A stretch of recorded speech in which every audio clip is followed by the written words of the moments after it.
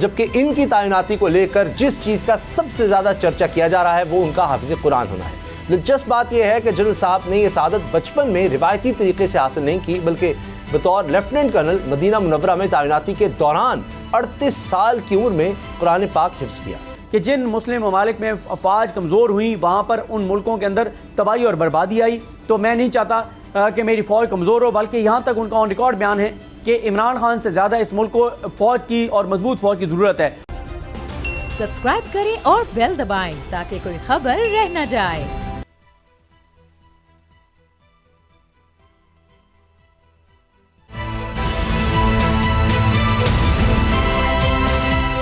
पता चला।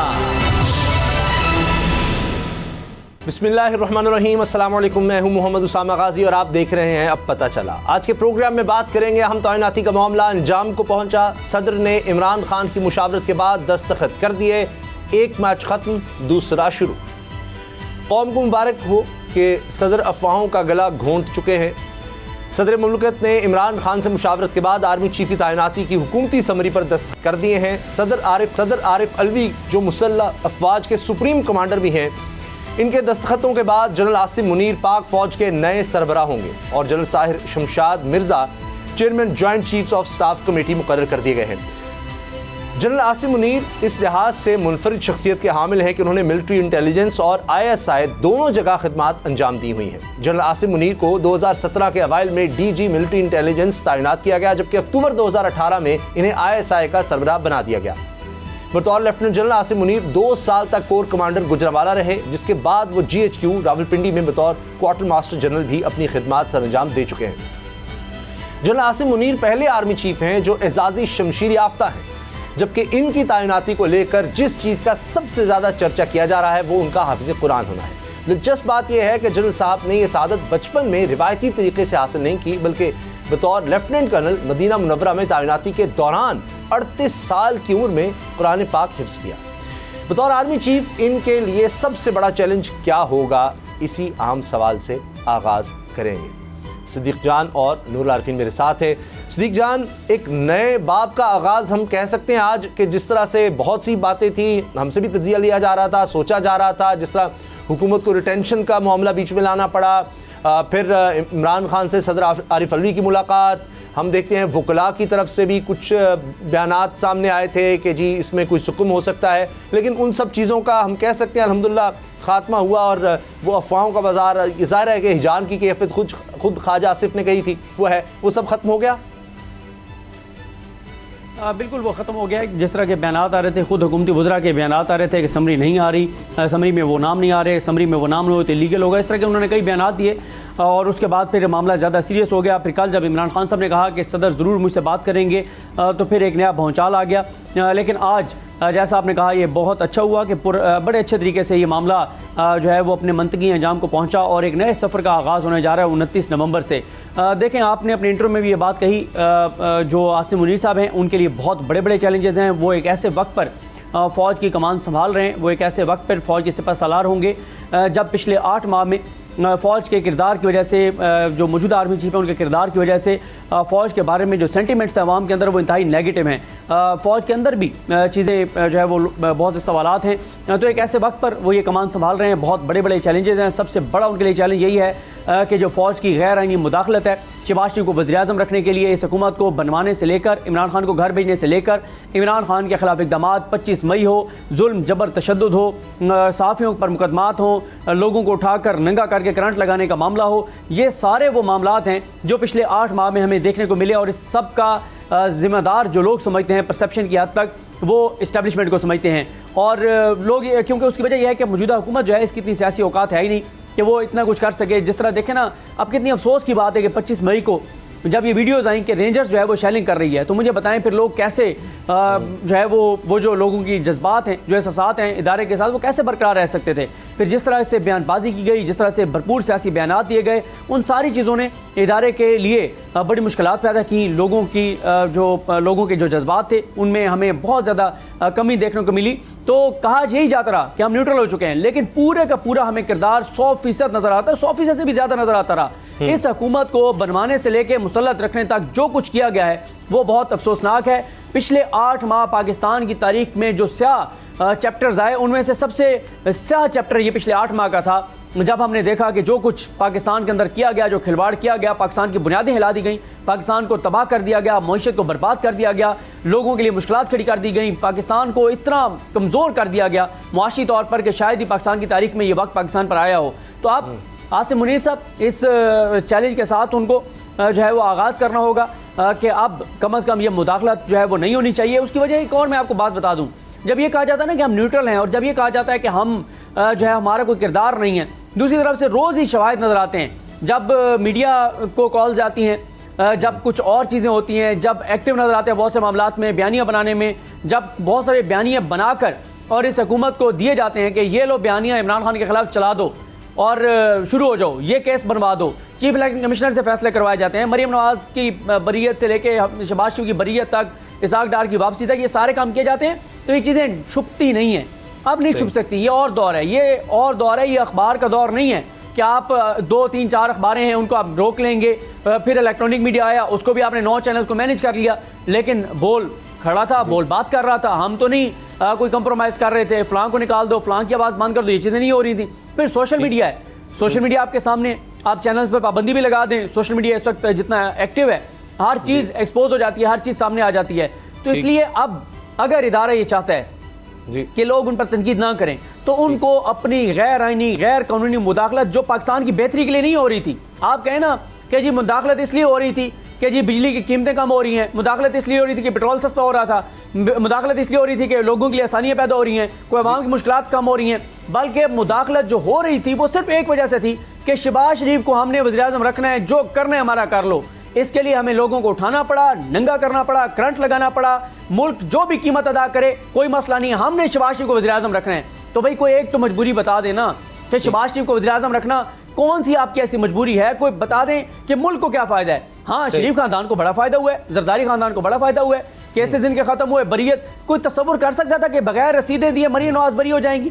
कोई तस्वुर कर सकता था कि 16 से 24 अरब की मनी लॉन्ड्रिंग में शहबाज शरीफ इतने आसानी से बरी हो जाएंगे? कोई तस्वुर कर सकता था कि इसहाक डार जिनके असासे 91 गुना बढ़ गए और कोई जवाब नहीं है, वो आराम से वापस आके जहाज़ में वज़ीर-ए-आज़म के जहाज़ में गए, वज़ीर-ए-आज़म के जहाज़ में आके और वज़ीर ख़जाना बन जाएंगे?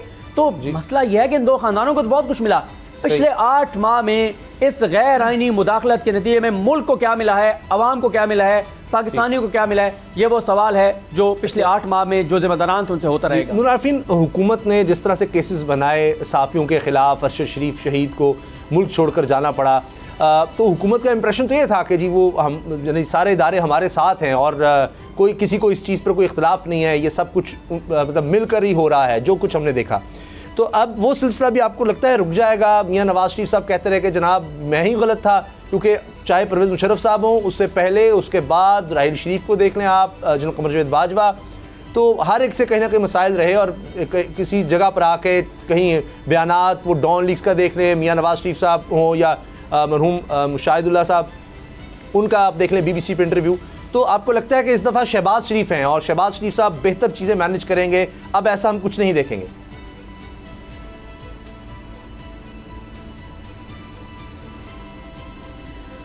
हाँ, पूरा प्रोग्राम भी कम है भाई इस सवाल के लिए, और ऊपर से आप सवाल भी माशाल्लाह 2 किलोमीटर का पूछते हैं। अच्छा। अब किस किस बात का जवाब दूं, सोच रहा हूं। मेरे भाई, बच बचा के कोशिश करूंगा कि बोलूं, अगर बोल सका तो ठीक है, वरना सानू की वज़ीर-ए-आज़म ना इस मुल्क में कोई हैसियत नहीं रखता, और उसकी वजह है इस मुल्क का कौन सा वज़ीर-ए-आज़म है जो इस्टेब्लिशमेंट से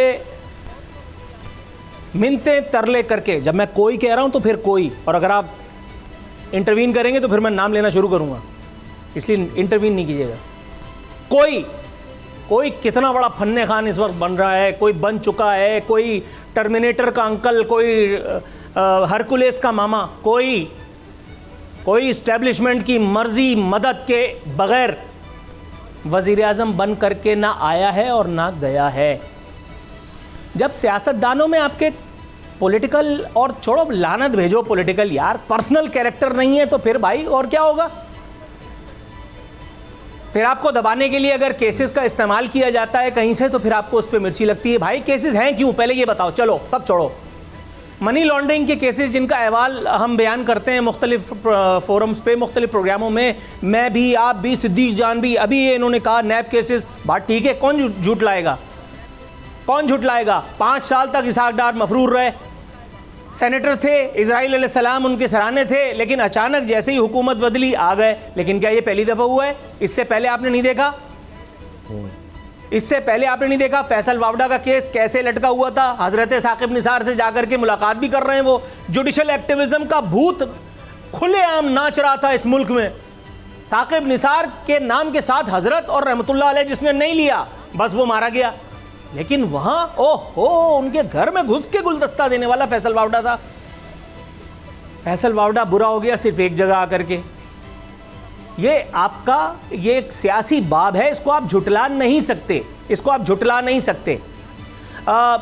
इस्तेमाल होते हैं सियासतदान, इस्तेमाल होने के बाद भाई हर मर्तबा क्यों फिर आपके यहाँ नाम लेना पड़ रहा है, अब मरहूम अल्लाह गरीक रहमत करे, आपके यहाँ हर मर्तबा क्यों मौलाना कौसर नियाजी और इस वक्त मौलाना फजलुर रहमान साहब निकल करके आ जाते हैं? ये सियासत का ही एक रुख है ना। मैं मज़हब की तरफ नहीं जा रहा हूँ, मैं सियासी बात कर रहा हूँ। आप मुझे बताइए, आपके अपनी तारीख में कौन सी ऐसी एक कोई खुशाइन, भाई हमने नहीं सुना, हम एक पेज पे हैं, हम एक पेज पे, जी आपका नाम क्या है, भाई हम एक पेज पे हैं, जी आप क्या कर रहे हैं, भाई हम एक पेज पे। अबे लानत भेज एक पेज पे, भाई मैं सवाल क्या पूछ रहा हूँ, नहीं हम एक पेज पे हैं। भाई मैंने 3.5 साल पिछले दौर में यही सुना, मैं नाम पूछता था तो मुझे ये कहा जाता था हम एक पेज पे हैं। और उसके बाद फिर क्या हुआ? उसके बाद फिर सोशल मीडिया दहशतगर्दी देखने में आई, सोशल मीडिया दहशतगर्दी देखने में आई, जिसका कल अहवाल जनरल बाजवा ने अपनी तकरीर में, अलविदाई तकरीर में बयान भी किया। सब जानते हैं क्या बात हो रही है, सबको पता है कौन कर रहा है, कौन करवा रहा है, और जो कर रहा है उसके पीछे कौन है। अगर हाथ रखा जा रहा है तो क्यों, अगर नहीं रखा जा रहा तो क्यों। और इस सारी सूरत हाल में ये जो सब मामला यहाँ पे आया है, भाई मेरे, बहुत ज्यादा खुशफहमी के जंगल में भटकने की जरूरत नहीं है। अच्छा। जब आपके पास डोमेन छोटा सा है, ग्राउंड छोटा सा है, तो फिर छक्के चौके पड़ेंगे, गेंद बाउंड्री लाइन के बाहर भी जाएगी, सामने वाला भी खेलने के लिए आया है ग्राउंड में, सिर्फ आपके हाथ में बैट नहीं है, उसके पास बॉल भी तो है, वो रिवर्स स्विंग मारे या यॉर्कर मारे, आपने भुगतना है। अच्छा, आगे अब इस तैनाती के बाद सिद्दीक जान सियासी तौर पर हैं, क्योंकि इमरान खान साहब की सदर आरिफ अलवी से मुलाकात हुई, बहुत से सवाल हुए कि जी सदर साहब यहाँ क्यों आ रहे हैं। मरीम औरंगज़ेब साहिबा का बयान शेयर किया जा रहा था, इमरान खान साहब ने कुछ कहा तो कहा जी तुम हो कौन। उसके बाद ख्वाजा आसिफ साहब ट्वीट करने लग गए, अपना बयान जारी करने लगे बतौर वज़ीर दिफा के, देखें ये इम्तिहान है सदर का भी, इमरान खान का भी, कि आइनी और कानूनी तौर पर चलें, ना मसला क्रिएट करें। पहले कहते थे है कौन, अब तारीफ़ भी कर रहे हैं कि ठीक है इमरान खान ने और सदर अलवी ने अच्छा काम किया। तो एक अच्छा आगाज़ है। आपको लगता है अब ये हुकूमत भी थोड़ा सा बड़ा दिल करेगी, लॉन्ग मार्च के लिए इजाज़त दे देगी? GHQ से तो अब आ गया कि जी परेड ग्राउंड में हेलीकॉप्टर लैंड कर सकता है। वो अता तारड़ साहब वैसे तो कोई बड़ी शख्सियत नहीं है नून लीग में भी, लेकिन वो आगे किए जाते हैं कि जी खबरदार हम तो आने ही नहीं देंगे। तो अब सियासत को आगे चलने दिया जाएगा, चूँकि इस मुलाकात के हवाले से बड़े खौफ और बहुत सी चहमगोइयाँ थीं कि पता नहीं क्या हो जाएगा। तो अब उधर से अगर एक पॉजिटिव चीज़ हमें नज़र आई है, तो क्या हुकूमत की तरफ से भी कोई पॉजिटिविटी नज़र आएगी आगे या नहीं? देखिए, हुकूमत मैटर नहीं करती। हुकूमत इसलिए मैटर नहीं करती कि एक तो इमरान खान इस्लामाबाद आ नहीं रहे, सिर्फ वो कह रहे हैं कि हेलीकॉप्टर यहाँ पे उतारने की इजाज़त दें, यहाँ नहीं मिलेगी तो वो रावलपिंडी स्टेडियम में उतार लेंगे, जो बारानी यूनिवर्सिटी है वहाँ उतार लेंगे, वहीं करीब उनका स्टेज है, कोई उनको इशू नहीं है इतना ज़्यादा। हुकूमत इसलिए इतनी रेलिवेंट नहीं है, रेलिवेंट इस्टेब्लिशमेंट है, रेलिवेंट है क्योंकि पिछले 8 माह में जो किया है वो हुकूमत तो बस एक बेचारी आगे एक्ट कर रही थी, उस स्क्रिप्ट के ऊपर अपना परफॉर्म कर रही थी, वरना स्क्रिप्ट तो कहीं और लिखा जा रहा था। राना सनौला साहब का अगर आप पिछले 8 माह में देख लें कि राना सनौला अपने दफ्तर में कितना बैठे हैं और कुछ और इमारतों में कितना बैठे हैं, तो आपको अंदाज़ा हो जाएगा कि असल चीज़ें कहाँ से हो रही थी। तो इसलिए ये हुकूमत मैटर नहीं करती। और आप देखेंगे कि अब असल चीज़ जो है, जो होनी चाहिए एज ए पाकिस्तानी, हमारी एक ख्वाहिश होनी चाहिए और हमारी दुआ होनी चाहिए, वो ये होनी चाहिए कि एक ऐसा पाकिस्तान का मुनज़्ज़म इदारा जिससे लोग मोहब्बत करते थे और जिस इदारे की स्ट्रेंथ ये थी कि अवाम उनके पीछे खड़ी थी, और जो उनका मोरल है, मोरल से मतलब ये होता है कि कौम पीछे खड़ी है। लेकिन पिछले 8 माह में उस चीज़ को जो नुकसान पहुंचा है उसको रिकवर करना सबसे पहला जो है वो काम होना चाहिए। और रिकवर कैसे होगा कि अवाम के ख़िलाफ़ कार्रवाइयाँ बंद होनी चाहिए, सहाफ़ियों के ख़िलाफ़ कार्रवाइयाँ बंद होनी चाहिए, मुदाखलत बंद होनी चाहिए, बयानियाँ बनाने बंद होने चाहिए किसी भी पॉलिटिकल पार्टी के ख़िलाफ़, और अपना काम करें और अवाम के फ़ैसले करने दें। सियासी जमातों को आपस में जो है वो पंजा आजमाई करने दें। ये क्या कि आपने 13 जमातों की हुकूमत को मुसलत करके और फिर आप सब भी उसके साथ खड़े हो गए। आपने कहा कि जी हम आगे खड़े हैं, जिसने शहबाज शरीफ तक और नवाज शरीफ तक जाना है वो हमारे ऊपर से गुजर के जाएगा, हमारी लाशों से गुजर के जाएगा। ये तो कोई अच्छा तरीका नहीं है, ये कोई अच्छी रवायत नहीं कायम की गई, इससे कोई नेक नामी नहीं कमाई गई, इससे कोई मोहब्बतों में इजाफा नहीं किया गया। तो ये बड़ी अफसोसनाक सूरत हाल थी कि शहबाज शरीफ की खातिर और नवाज शरीफ की खातिर आपने ये किया है। मैं तो बार बार पूछ रहा हूँ ना कि 8 माह में बताएं मुल्क को क्या मिला है, कौम को क्या मिला है, अवाम को क्या मिला है। आप माइक लें, आज तो कोई नहीं जाता माइक लेकर, पहले तो बड़े माइक लेके सारे पहुंचे हुए होते थे। आप माइक लेके जाए ना, आवाम से पूछें कि पिछले 8 माह में आपकी ज़िंदगी में कोई एक आसानी आई हो तो बताएं। पहला सवाल ये पूछें, इसका जो जवाब आएगा वो बोल पे आप चला सकते हैं, आप अपने प्रोग्राम में भी चला सकते हैं। दूसरा जो आप सवाल करेंगे ना वो आप बोल पे नहीं चला सकते, बोल पे चलाएंगे तो बोल 1 घंटे में बंद हो जाएगा।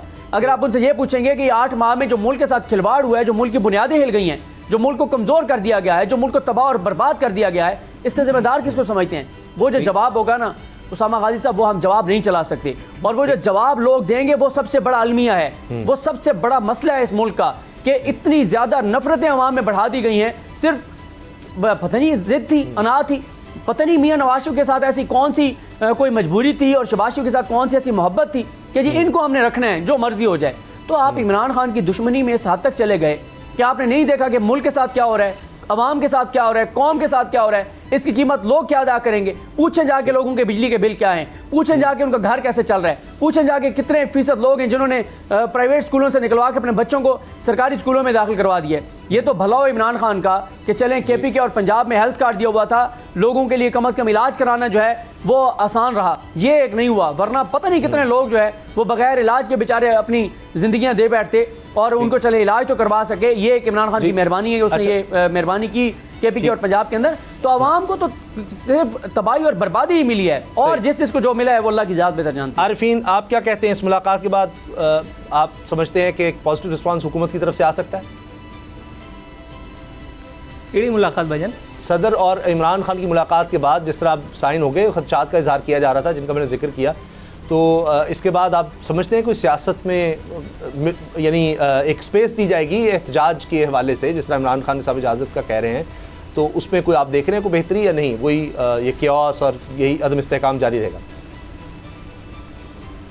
नहीं, अदम इस्तेकाम वगैरह तो कोई भी जारी नहीं रहेगा। हुकूमत अपना उसी तरह से टाइम पास करती रहेगी, अपोजिशन यानी इमरान खान साहब इसी तरह से अपना लेफ़्ट राइट करते रहे, मार्च करते रहे, लॉन्ग मार्च करते रहे, शॉर्ट मार्च करते रहे, ये सब कुछ इसी तरह चलता रहेगा। बहुत सारी चीज़ें और भी होनी, लेकिन अभी क़ब्ल वक्त इस बारे में जी ब्रेक का मुझे कहा जा रहा है, ब्रेक के फ़ौरन बाद आप मिलते हैं। ब्रेक के बाद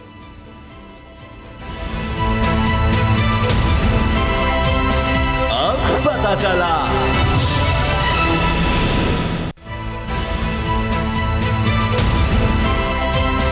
अब पता चला। वक्त है आरफीन आमा का। जी आरफीन। जी, इंतज़ार की घड़ियां बिलाखिर ख़त्म हुई। कहते हैं था जिसका इंतज़ार वो शाहकार आ गया। बिलाखिर इस एक कौम को जो पहले ही गुर्बत, कसाद बाज़ारी, अफलास, महंगाई और पता नहीं किन किन चीज़ों से जूझ रही है, इसको जहां ले जा कर के और जिस बहस में उलझा रखा गया था मेहरबानों की जानिब से, आज बिलाखिर वो सिलसिला दम तोड़ गया। कल से इंशाअल्लाह ताला रूटीन के मामलात ज़ेर बहस लाए जाएंगे।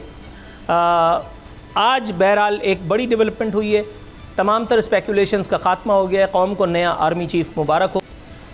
जनरल सैयद आसिम मुनीर साहब पाकिस्तान के नए आर्मी चीफ़ जो हैं वो मुकर्रर कर दिए गए हैं। General Sahir Shamshad chairman joint chiefs of staff committee मुकर्रर किए गए हैं। एडवेंचर हुआ है, ना ही कोई रद्द अमल आया है, जिसके बारे में मैं पिछले 2 से 3 रोज़ से बबांगे दोहल बता रहा हूँ कि आरिफ अलवी साहब कोई चूँचा यानी 3-5 नहीं कर सकते, अफोर्ड ही नहीं कर सकते। उनको क्लैरिटी के साथ बता दिया गया कि सर आप हैं सदर मुअज़्ज़म, लेकिन कहीं आप अपने इख्तियार को इन्वर्टेड कॉमास में एक्सरसाइज करने मत चलिएगा, वरना फिर मामलात हैं। आरिफ अलवी साहब ने अल्हम्दुलिल्लाह सुम्मा अल्हम्दुलिल्लाह कौम को एक और नई मुसीबत में न डालते हुए बड़ी एक अच्छी रिवायत कायम की। उन्होंने समरी पर दस्तखत करके और कौम को एक नए मखमसे में डालने से माजूरी का इजहार किया, जिस पर वो यकीनन दाद तहसीन के मुस्तहिक हैं। आरिफ अलवी साहब इससे पहले इमरान खान साहब से मुलाकात के लिए गए थे, जिसके बाद फिर सोशल मीडिया पे वो हाय हू शुरू हुई, जिसकी कोई मंतिक है ना ही कोई सर पैर, लेकिन खाने कमाने के लिए आदमी को बहुत कुछ करना पड़ता है, इसलिए आप उन सब बातों को अगर सीरियस लेते हैं तो आप लीजिए, मैं इस बारे में कोई बात नहीं कर सकता। हाँ, मैं एक सियासतदान के हवाले से, एक सियासतदान की इस एक मश्क के बारे में जो रिमार्क्स हैं मैं आपकी खिदमत में पेश कर देता हूँ। मनवन मेरे सामने खबर रखिए। सदर आरिफ अलवी की इमरान खान से मुलाकात पर चौधरी शुजात का दिलचस्प तबसरा। और आपको ये बताने की ज़रूरत नहीं है कि ये चौधरी शुजात साहब कल इमरान खान और आरिफ अलवी को किस कदर अजीज़ थे। उन्होंने तबसरा करते हुए फरमाया कि सदर अलवी लाहौर में इमरान खान से पाक इंग्लैंड टेस्ट सीरीज़ पर मुशावरत करेंगे। मेरा नहीं ख्याल कि इससे ज़्यादा जामे तबसरा मैं भी कर सकता हूँ, इसलिए इस बात को यहीं छोड़ देते हैं। खुशगुमानियों के जंगल में जो भटकाया जा रहा था मुख्तलिफ यानी लोगों की जानिब से, वो सिलसिला भी यहीं आकर के दम तोड़ गया। जनरल साहिर शमशाद और जनरल आसिम मुनीर साहब ये अब आ चुके हैं। अल्लाह ताला करे परवरदिगार आलम इनके साथ, इनसे जो कौम को उम्मीदें हैं, जो तमन्नाएं हैं, इस इदारे की जो तौक़ीर है उसको मज़ीद बामे उरूज पर ले जाने में ये दोनों हजरात और इनकी पूरी की पूरी टीम अपना किरदार अदा करेंगे। किसी भी हवाले से अगर हम बात करें, फवाद चौधरी साहब ने क्या खूब कहा था कल, जिस पर मैंने तबसरा भी किया कि फवाद चौधरी साहब को बिलाखिर पता चल गया, फवाद चौधरी साहब को ये बता दिया गया कि भाई जो भी आर्मी चीफ़ आएगा वो पाकिस्तान का ही होगा, और ऐसा होना हम सब के लिए यकीनी तौर पर खुशाइंद है। इमरान खान साहब की तरफ से अभी बज़ाहिर इसके बारे में कोई अभी इस पर लबकुशाई नहीं की गई है। ताम हज़रत फवाद चौधरी साहब जब शाम को ऑन एयर हुए थे तो उन्होंने एक नहायत ही पुरस्कार अंदाज में एक छोटी सी मीडिया टॉक की थी। हम सब ज़ाहिर है कि दीदा दिल फराश किए बैठे थे। हम सोच रहे थे कि शायद वो अपने तौर पे इस बात की कन्फर्मेशन कर देंगे कि समरी पर दस्तखत होने जा रहे हैं, ताहम उन्होंने इस हवाले से किसी किस्म का कोई इंदिया नहीं दिया, और उसके बाद ये खेल सारा जो है वो हमारे प्रोग्राम तक। थैंक यू फवाद चौधरी साहब, I love you for this, क्योंकि इससे पहले ही आप भांडा फोड़ देते तो हमारे शो से पहले भी कुछ लोग इस पर हाथ साफ़ कर लेते। हमें बहरहाल पहला मौका मिला है इस पर लबकुशाई का। बहरहाल जनरल साहिर शमशाद साहब अब मैदान अमल में मौजूद है। हाफिज़ कुरान होने के बारे में बड़ी डिस्कशन की जा रही है, बहुत पाकिस्तान की तारीख़ में पहली मरतबा है। इस्लाम पसंदों को अगर इससे तस्कीन मिलती है तो भी बहुत अच्छा है। बहरहाल आलिम बाअमल हो तो भी बहुत अच्छा है, सिपाही हो तो भी बहुत अच्छा है, हाफिज़ कुरान हो तो भी बहुत अच्छा है, और ना भी हो तो कोई मसला नहीं है, तो आर्मी चीफ़ पाकिस्तान का ही। लोगों को शिकायतें हों, लोगों को शिकवे हों, इस हवाले से आपने अगर बिल्कुल आपको इस हवाले से बिल्कुल बेनियाज होकर के अपने मामलात को देखना होगा। इस वक्त जो चैलेंजेस हैं, इस वक्त जो मामलात हैं, उसकी तरफ तवज्जो अपनी आपको मबजूल रखनी होगी। छोटा मुँह बड़ी बात सर, मैं आपको नसीहत देने की भी पोजीशन में नहीं, मैं आपको मशवरा देने की भी पोजीशन में नहीं, लेकिन मेरा ख्याल है कि आपको पता है कि इस वक्त कौम किस किस्म के मखमसे में है, कौम के सामने चैलेंजेस क्या हैं, इस वक्त मामलात क्या हैं, कौन कौन कौम को, हमको, सबको क्या क्या बता रहा है, क्या सही और क्या गलत, इसका फ़ैसला वक्त भी करेगा, और कुछ और लोग भी हैं जो फ़ैसला करने के लिए मौजूद हैं। अल्लाह ताला फ़ैसला करने वालों को, फ़ैसला साज़ों को फ़ैसले और सही फ़ैसले की, पाकिस्तान के, इस्लाम के, पाकिस्तानियों के हक़ में फ़ैसले की क़ुव्वत और क़ुदरत अता फ़रमाए। बस मुझे यही कहना है। आरिफिन, आपको लगता है कि हर तरह से इस पर ताउन होगा हुकूमत की तरफ से भी? हुकूमत की कोई ख्वाहिशात तो नहीं होंगी कि जनाब इस तरफ पर हमें ताउन दिया जाए, यहाँ पर किया जाए, इस तरह से चला जाए? अच्छा, मैं जितनी कोशिश कर लूँ कि शराफत से आरफीनामा करके चले जाऊँ, लेकिन आप नहीं मानेंगे। मतलब आपने कोई ना कोई मौका ऐसा देना है कि मतलब मैं फंस जाऊँ। भाई ऐसा न किया करें, मैं छोटा गरीब आदमी हूँ। देखिए, मैंने आपसे थोड़ी देर पहले कहा था कि ये बाजीगर फिल्म देख लीजिए शाहरुख खान की। शाहरुख खान कहता है दिलीप तायल को कि इस वक्त तुम्हारी हालत उस अपाहज की सी है जिसे चलने के लिए बैसाखी की ज़रूरत तो है, मगर उसे पकड़ने के लिए हाथ नहीं है। इन बेचारे सियासतदानों के पास पंख नहीं है, ये काहे से ज़बान लड़ाएंगे, ये काहे से ज़बान लड़ाएंगे भाईजान।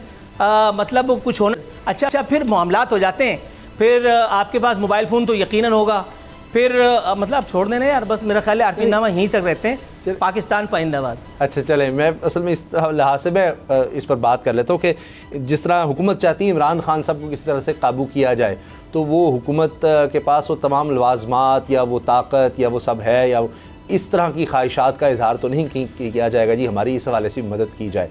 तो ये चंद दिनों में या आने वाले कुछ हफ्तों में ये चीज़ वाज़ेह हो जाएगी। ब्रेक लेते हैं और ब्रेक के बाद इनसाइड स्टोरी में जानेंगे इमरान खान साहब के लॉन्ग मार्च की तैयारी किस तरह की है, क्या हो रहा है, हुकूमत कितनी इससे परेशान है। ब्रेक के बाद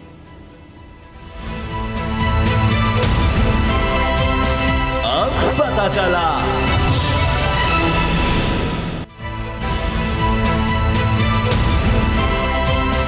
अब पता चला।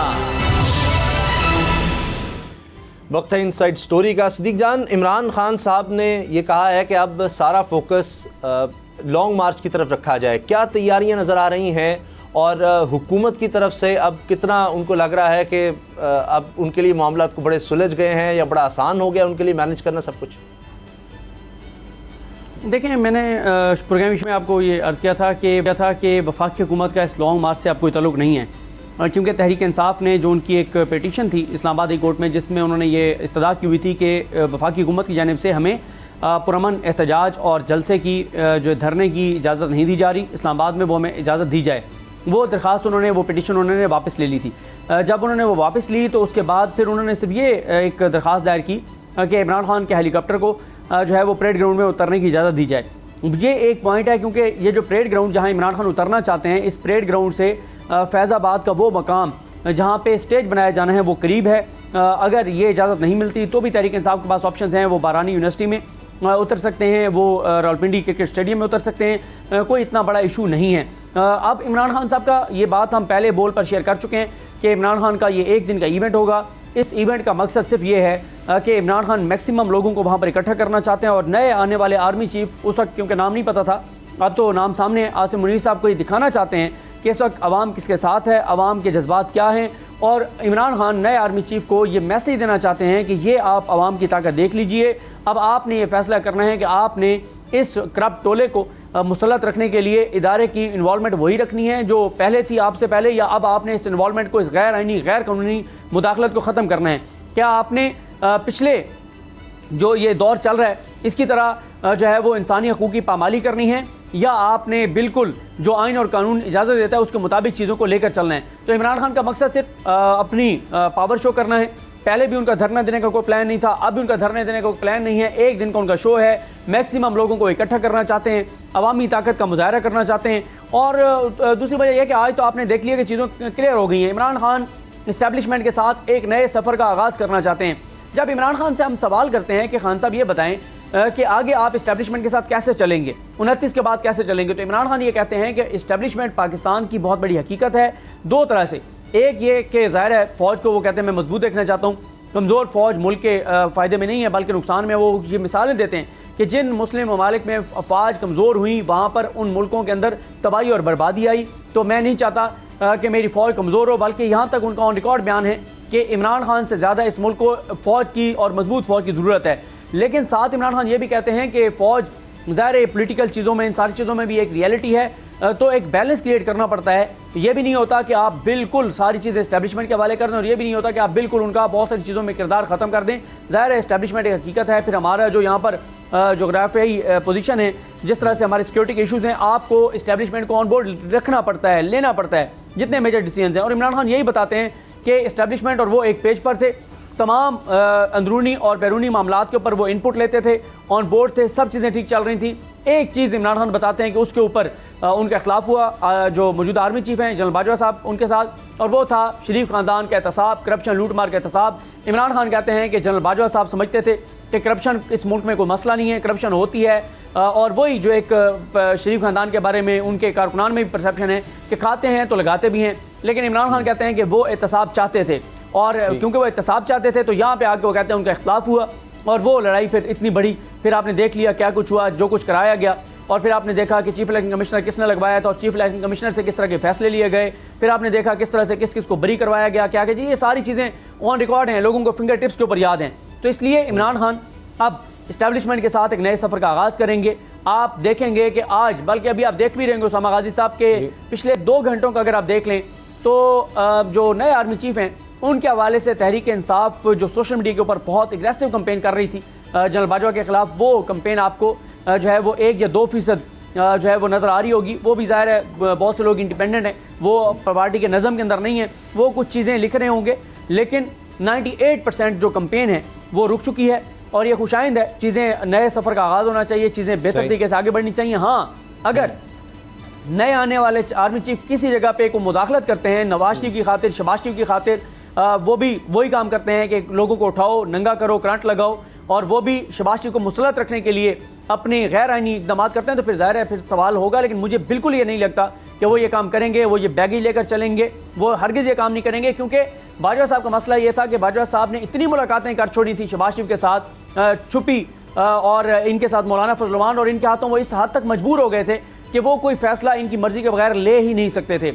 इस हद तक वो मजबूर हो गए थे क्योंकि इधर से धमकियां लगाते थे कि अगर आपने हमारी बात ना मानी तो फिर हम बता देंगे कि हम कहाँ आपसे मिलने आए थे, आपने क्या क्या हमें बताया था। और वो बातें इदारे के अंदर से मुतालिक भी थी, वो बहुत हसास मामला थे जो जनरल बाजवा साहब नहीं चाहते थे कि वो बातें ओपन हो और बातें जाएँ और इदारे के अंदर सूरत हाल बहुत ज़्यादा ख़राब हो जाती। तो वो इनके हाथों मजबूर थे, वो इसलिए ये सारा कुछ कर रहे थे। तो मेरा नहीं ख्याल, मुझे 1% भी ये नहीं लगता कि नए आर्मी चीफ आसिम मुनीर साहब ये चीज़ें करेंगे। जब वो ये चीज़ें नहीं करेंगे तो आप देखेंगे जैसे आज से हम देख रहे हैं कि कंपेन रुक गई है, चीज़ें बेहतरी की तरफ जाना शुरू हो गई हैं, ये स्टेप बाय स्टेप बेहतरी की तरफ जाएंगी। देखें, फ़ौज के साथ मोहब्बत पाकिस्तानी कौम ज़ाहिर करती थी, करनी चाहिए, और अगर कोई गैर आईनी किरदार होगा फ़ौज का तो वो इफेक्ट करेगा, वो नहीं होना चाहिए। पाकिस्तान की फ़ौज की स्ट्रेंथ ये है कि अवाम उसके पीछे खड़े थे, लेकिन पिछले 8 माह में ये चीज़ बहुत ज़्यादा नुकसान हुआ। और हमने देखा कि अफगानिस्तान की जो फ़ौज है उसके पास इक्विपमेंट भी था, पैसा भी 30-40 मुल्कों का था, टेक्नोलॉजी भी थी, सब कुछ था, लेकिन एक चीज़ नहीं थी और वो ये थी कि कौम उनके पीछे नहीं खड़ी थी। फिर आपने देखा कि वो रेत की दीवार साबित हुए।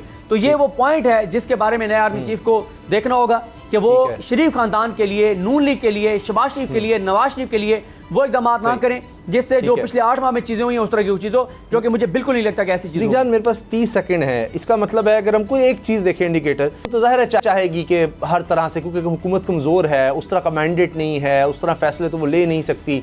और अगर हम देखें तो उन्होंने तो सारे काम जिस मकसद के लिए वो कहते थे जी हमने तैनाती इमरान खान को नहीं करने देनी, वो भी उन्होंने शौक पूरा कर लिया। केसेस का उनको था कि जी वो ना कहीं इमरान खान कर ले, वो भी उन्होंने नैब का जिस तरह से किया खात्मा, वो सब उन्होंने कर लिया। अब तो उनके पास कोई जवाब नहीं रहा। एक इंडिकेटर मियाँ नवाज शरीफ की वापसी हो सकता है कि अगर वो बिल्कुल केसेस ख़त्म हो जाते हैं सारा कुछ, तो ये एक टेस्ट केस हो सकता है कि क्या मियाँ नवाज शरीफ साहब वापस आ पाते हैं, बिल्कुल उनको एक क्या कहते हैं कि फ्री हैंड मिल जाता है कि जिस तरह इसहाक डार से भी बढ़कर कुछ, तो वो इंडिकेटर होगा कि हालात किस तरफ जा रहे हैं।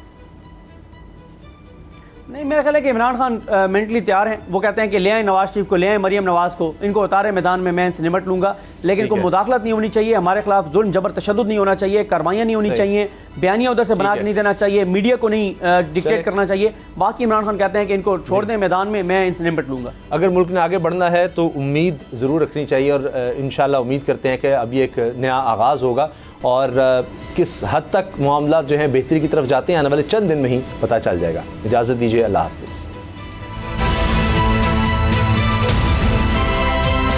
अब पता चला। अगर आपको ये वीडियो पसंद आई तो सब्सक्राइब करें और बेल पर क्लिक करें। हम अशर शरीफ शहीद को बिल्कुल नहीं भूलेंगे। हम ये चाहते हैं कि ये यादगार जो है ये है, इनकी वालदा को यहाँ बुलाएंगे इंशाल्लाह। बोल वालों का बड़ा गहरा रिश्ता था उनसे, है और रहेगा। बोल जो कि हकीकी सहाफत के सफर पे गामजन है।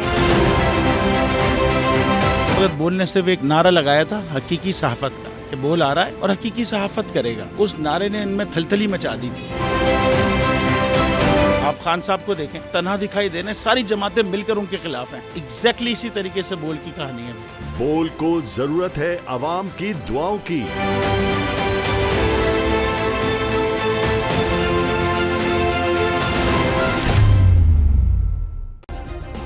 सब्सक्राइब करें और बेल दबाएं ताकि कोई खबर रह न जाए।